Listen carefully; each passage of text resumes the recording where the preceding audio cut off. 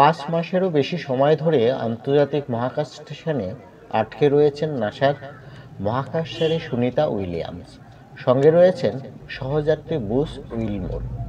মাত্র 8 দিনের মিশন ছিল তাদের, কিন্তু মহাকাশযানের কিছু প্রযুক্তিগত সমস্যার কারণে সেখানে আটকে রয়েছেন এই দুজন।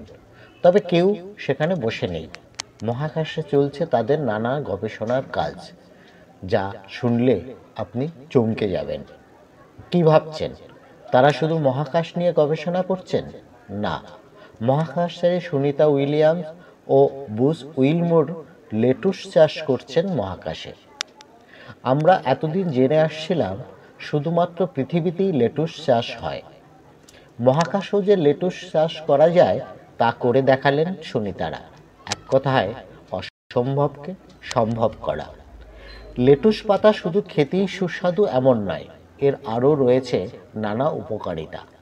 প্রতি 100 গ্রাম লেটুসে আছে 15 milligram calorie, 28 milligram sodium, 194 milligram potassium, vitamin A, vitamin C, vitamin B, calcium, iron ও ম্যাগনেসিয়াম।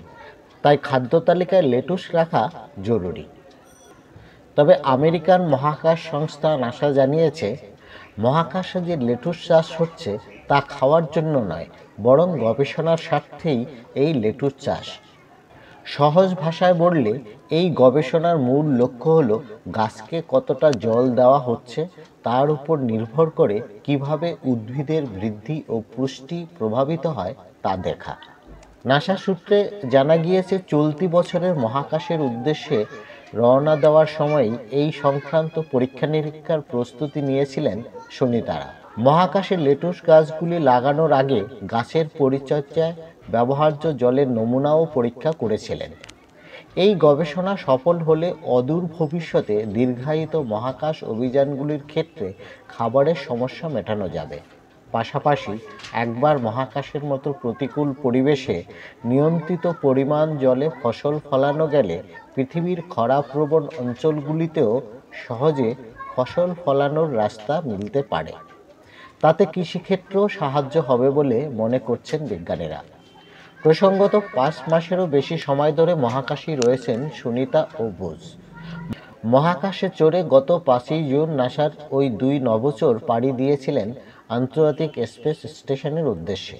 শুরুতে কথা ছিল দিন কয়েক পরেই ফিরছেন সুনিতারা, কিন্তু আচমকা মহাকাশযানটিতে যান্ত্রিক ত্রুটি ধরা পড়ে। 2 নভোচরকে ফেরাতে ইলন মাস্কের স্পেস এক্সের সহায়তা নেওয়া হচ্ছে। সামনের বছর ফেব্রুয়ারি মাসে সুনিতাদের নিয়ে ফেরার কথা। সর্বশেষ তথ্য অনুসারে উইলিয়াম স্পেস এক্স ড্রাগন মহাকাশযানে পৃথিবীতে ফিরে আসার আগে 2025 সালের ফেব্রুয়ারি পর্যন্ত মহাকাশে তারা পরীক্ষা চালিয়ে যাবেন। বন্ধুরা, ভিডিওটি ভালো লাগলে অবশ্যই লাইক করুন এবং শেয়ার করুন। ধন্যবাদ।